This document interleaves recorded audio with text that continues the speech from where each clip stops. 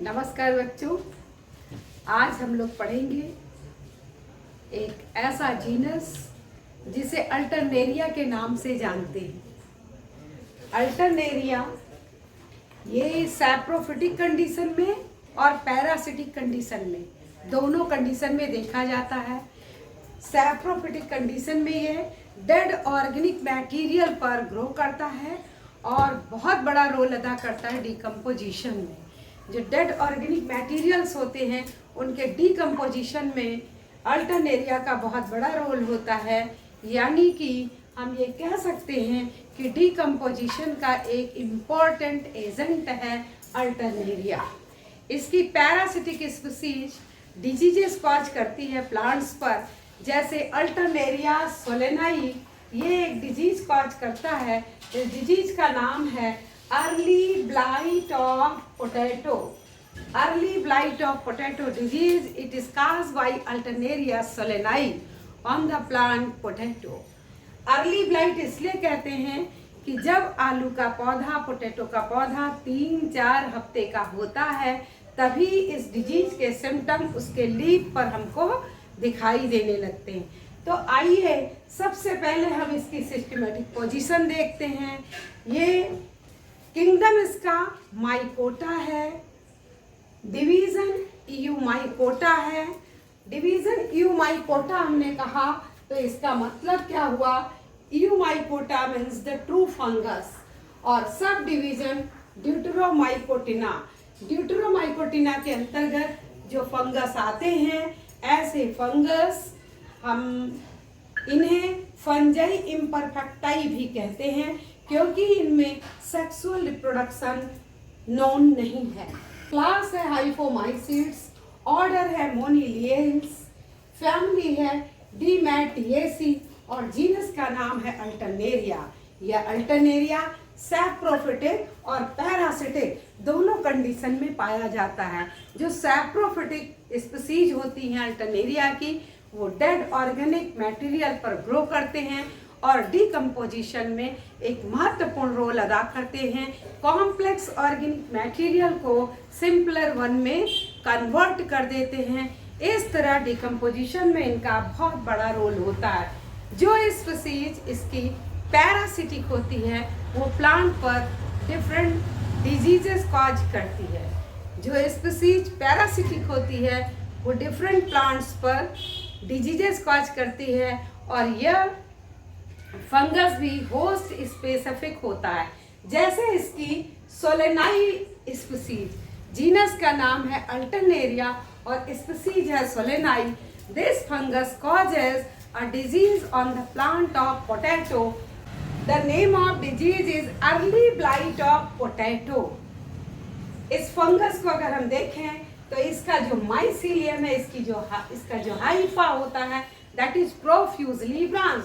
यहाँ हम देख सकते हैं इसकी ब्रांचेज, ये आगे जाके फिर 2 भागों में, इधर 2 भागों में, इस तरह ये बढ़ता रहता है, प्रोफ्यूजली ब्रांच्ड होता है और मल्टी न्यूक्लिएटेड होता है। देखिए इसकी हर सेल में आपको, इसकी प्रत्येक सेल में 1 से अधिक न्यूक्लियस दिखाई दे रहे हैं। जब 1 से अधिक न्यूक्लियस किसी कोशिका में पाया जाता है तो इस कंडीशन को हम सीनोसिटिक कंडीशन कहते हैं। So we can say the hypha of the Alternaria is cenocytic, यानी every cell has more nucleus। इसका माइसीलियम जो होता है सेप्टेट होता है और ब्राउन इन कलर यानी डार्क ब्राउन कलर का दिखाई देता है। यहाँ अगर हम देखें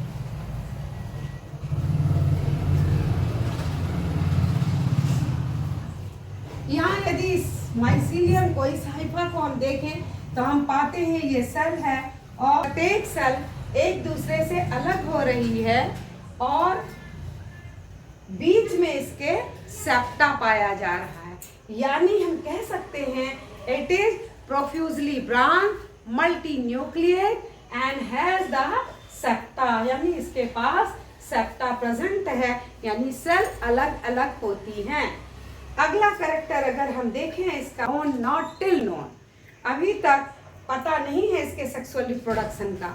वेजिटेटिव रिप्रोडक्शन की यदि बात करें तो माइसीलियम यदि किसी तरह 2-3 भागों में टूट गया तो प्रत्येक पीस उसका इनोकुलम का काम करता है और इस डिजीज को फैलाने में महत्वपूर्ण रोल अदा करता है। असेक्सुअल रिप्रोडक्शन इस जनरा में, इस अल्टरनेरिया में असेक्सुअल रिप्रोडक्शन कोनिडिया के फॉर्मेशन से होता है। इस हाइफा को हमने यहाँ देखा, हाइफा के कैरेक्टर को हमने समझा। अब हम देखते हैं इसका सिम्टम कैसा होता है। जब इसका सिम्टम हमको पौधे के ऊपर दिखाई देता है, इन्फेक्शन के 3-4 दिन बाद जो सिम्टम होते हैं वो लीफ पर हमको दिखाई देने लगते हैं और लीफ पर कंसेंट्रिक रिंग्स बन जाती हैं ब्राउन कलर की। यहाँ देखिए, ये कंसेंट्रिक रिंग कैसी, इस तरीके से कंसेंट्रिक रिंग हमको यहाँ कई जगह लीफ पर ब्राउन कलर की कंसेंट्रिक रिंग दिखाई देती हैं। यहाँ मैंने देखिए लिख भी दिया है कंसेंट्रिक रिंग। तो लीफ के ऊपर हमको सिम्टम ब्राउन स्पॉट के रूप में दिखाई देता है और जहाँ जहाँ ये स्पॉट बन जाता है वहाँ का फोटोसिंथेटिक जो सेल होती है वो डैमेज हो जाती है, क्लोरोप्लास्ट डैमेज हो जाता है, नेक्रोसिस हो जाती है इस एरिया में, जिस कारण इसकी प्रोडक्टिविटी, इसका जो ईल्ड होता है वो घट जाता है। क्योंकि यह इन्फेक्शन जब पौधा 3-4 सप्ताह का होता है उस समय होता है, इसलिए इसे हम अर्ली ब्लाइट ऑफ पोटैटो कहते हैं। यही यदि बाद में हो, ट्यूबर के बनने के बाद होता है तो दूसरा जीनस अटैक करता है जिसे फाइटोप्थोरा इन्फेस्टेंस कहते हैं। फाइटोप्थोरा इन्फेस्टेंस से लेट ब्लाइट ऑफ पोटैटो होता है, जबकि अल्टरनेरिया सोलेनाई से अर्ली ब्लाइट ऑफ पोटैटो होता है। तो यहाँ बाहर सिम्टम हमने ऐसे देखा। अब यदि इस लीफ का एक सेक्शन काट दिया जाए तो इंटरनल स्ट्रक्चर हमको कुछ ऐसा दिखाई देता है। इसका जो माइसीलियम होता है वह होस्ट सेल के अगल बगल से, यानी इंटरसेलुलर स्पेसेस से, दो सेल के बीच की ये जो जगह होती है इसे हम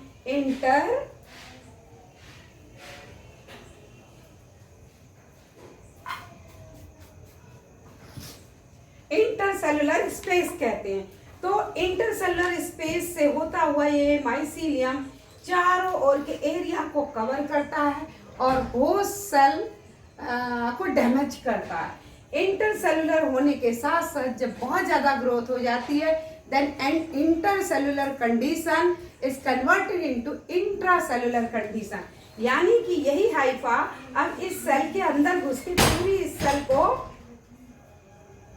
पूरी इस सेल को डैमेज कर देता है।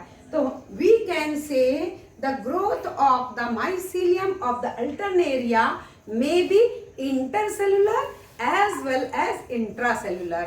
Previously it is intercellular, later on it is intracellular. यानी पहले दो सेल के बीच से होता हुआ माइसीलियम ग्रो करता है और बाद का कंडीशन क्या हो जाता है, ये सेल के अंदर प्रवेश कर जाता है। इस तरह हम देखते हैं कि ये माइसीलियम जब बहुत अच्छी तरीके से ग्रो कर गया और बहुत ज्यादा न्यूट्रिएंट इसने होस्ट का ले लिया, उस समय इसकी एपिडर्मिस पर एक प्रेशर पड़ता है और इरेक्ट हाइफा ग्रो करता है।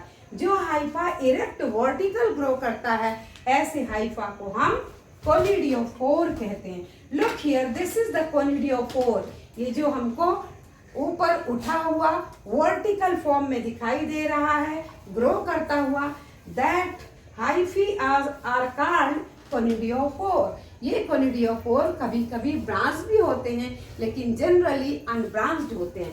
इन कोनिडियोफोर के ऊपर हमको कोनिडिया दिखाई देती है और कोनिडिया कैसी होती है हम यहाँ देख सकते हैं। ये बड़ी सी कोनिडिया बना के हमने दिखाने की कोशिश की है। कोनिडियोफोर है वर्टिकली इरेक्टेड, एपिडर्मिस को रैप्चर करके जो ऊपर की ओर निकला हाइफा, उसे हम कोनिडियोफोर कहते हैं। और इनमें कोनिडिया एक्सोजीनियसली ग्रो करता है, यानी कि इस लीफ की सरफेस के बाहर एपिडर्मिस के ब्रेक हो जाने के बाद एक्सोजीनियसली कोनिडिया की ग्रोथ होती है। इस कोनिडिया को यदि हम देखें तो कोनिडिया कैसी होती है, multicellular. This is multicellular. It has transverse as well as longitudinal septa. इसमें हमको सेप्टा दो प्रकार के दिखाई देते हैं। दिस इज सेप्टा, और ये सेप्टा लॉन्गिट्यूडिनल भी होता है और ट्रांसवर्स भी होता है, यानी कि इसमें ट्रांसवर्स और लॉन्गिट्यूडिनल दोनों प्रकार के सेप्टा पाए जाते हैं। ये इसमें 8 से 10 तक सेल्स होती हैं। ऊपर की सेल थोड़ी सी ऑब्लिक हो जाती है, ओवोक्लेवेट, इस स्ट्रक्चर को हम ओवोक्लेवेट स्ट्रक्चर कहते हैं, ओवोवाइट स्ट्रक्चर, या वी कैन से म्यूरिफॉर्म स्ट्रक्चर। ऐसे कोनिडिया के स्ट्रक्चर को हम म्यूरिफॉर्म कहते हैं, ओवोक्लेवेट कहते हैं या ओवोवाइट कहते हैं। ओवोक्लेवेट इसलिए कहते हैं क्योंकि हम यहाँ देख रहे हैं थोड़ा सा ये तिरछा होता जा रहा है। ऊपर की ओर कोनिडिया टैपरिंग होती है, नीचे की ओर ब्रॉडर होती है। इस कोनिडिया की अगर हम ट्रांसवर्स और लॉन्गिट्यूडिनल, इसके ट्रांसवर्स और लॉन्गिट्यूडिनल सेप्टा की अगर हम स्टडी करें तो हम पाते हैं इन सेप्टा की संख्या 5 से 10 तक होती है। And the formation of the septa it also depend upon the temperature. Temperature के ऊपर इस सेप्टा का फॉर्मेशन डिपेंड करता है।